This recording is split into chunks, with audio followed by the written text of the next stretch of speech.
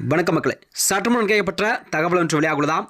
அமைச்சர் சேகர்பாபுவின் ரகசிய சந்திப்பா சபாநாயகரான நடந்த பேச்சுவார்த்தை என்பது செங்கோட்டையனை திமுகவின் இழுக்கும் திட்டம். வாங்க வீடியோவை முழுமையாக கண்டாம். அதாவது தமிழகத்தில் வரக்கூடிய 2026 சட்டமன்ற தேர்தல் நெருங்கும் நிலையில்தான் அனைத்து கட்சிகளுமே தங்கள் கட்சி பணிகள் எல்லாம் தீவிரமாக மேற்கொண்டு வருகிறது. அந்த வகையில்தான் அரசியல் களமானது நாளுக்கு நாள் சூடுபிடிக்க தொடங்கிவிட்டதாம் தமிழகத்தில். அதாவது அதிமுகவிலிருந்து பிரிந்து சென்றவர்கள் எல்லாம் மீண்டும் அதிமுகவில் இணைக்க வேண்டும் என்று செங்கோட்டையன் அவர்கள் அண்மையில் செய்தியாளர்களிடம் சந்தித்த போது பேசியிருந்தார். அதனைத் தொடர்ந்துதான் அவர் பேசியிருந்த காலக்கெடையும் விதித்திருந்தார்.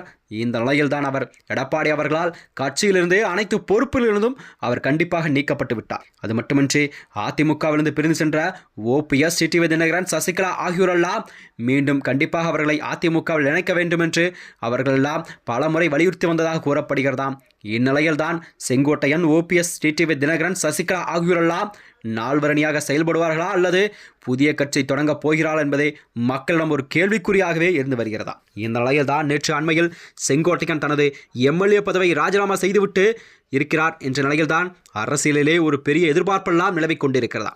அதாவது செங்கோட்டையன் அவர்கள் தாவைக்காவில் இணையப் போகிறாரா அல்லது திமுகவில் இணையப் போகிறார் என்ற கேள்வியெல்லாம் மக்களிடம் ஒரு கேள்விக்குறியாக இருந்து வருகிறது.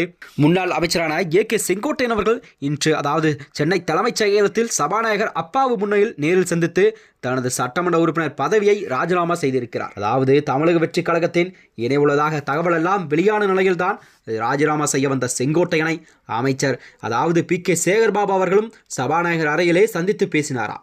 ஏற்கனவே அதிமுகவில் விலகி திமுகவில் இணைந்த சேகர்பாபு தற்பொழுது செங்கோட்டையனையும் திமுகவில் இழக்க பேச்சுவார்த்தை எல்லாம் நடத்தப்பட்டதாக கூறப்படுகிறதா. அதாவது பேச்சுவார்த்தைக்கு பிறகு செய்தியாளர் இழுத்துக்கொண்டு சூழ்ந்து கொண்டு கேள்வி எழுப்பது போது கூட யாருடைய கேள்விக்கும் பதிலளிக்காமல் கையெடுத்து கும்பிட்டு செங்கோட்டையன் அவர்கள் அங்கிருந்து புறப்பட்டு சென்றாராம். இதனால் தான் கண்டிப்பாக அவர் தாவைக்கால் இணைவாரா அல்லது திமுகவின் அழைப்பை ஏற்றுக்கொள்வாரா என்ற குழப்பம் அரசியல் வட்டாரத்திலே நீடிக்கிறதா. செங்கோட்டையின் இந்த முக்கிய நகர்வு என்பது தமிழக அரசியலிலே அடுத்தடுத்து வர இருக்கும் ஒரு பரபரப்பான மாற்றத்தின் முன்னோட்டமாகவும் பார்க்கப்பட்டு வருகிறதா.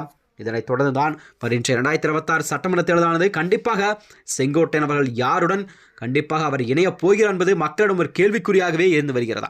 செங்கோட்டையை பொறுத்தவரை கொங்கு மண்டலத்தில் ஒரு செல்வாக்கு மிக்கவராகவும் வாக்கு வங்கியில் அதிக சதவீதம் கொண்ட ஒரு முக்கிய நபராக பார்க்கப்பட்டார். அதாவது அதிமுகவில் MGR ஜெயலலிதா காலத்தில் கூட தோற்றுவிக்கப்பட்ட ஒரு மூத்த தலைவர்கள் ஒருவர் தான் இந்த செங்கோட்டையன் அவர்கள்.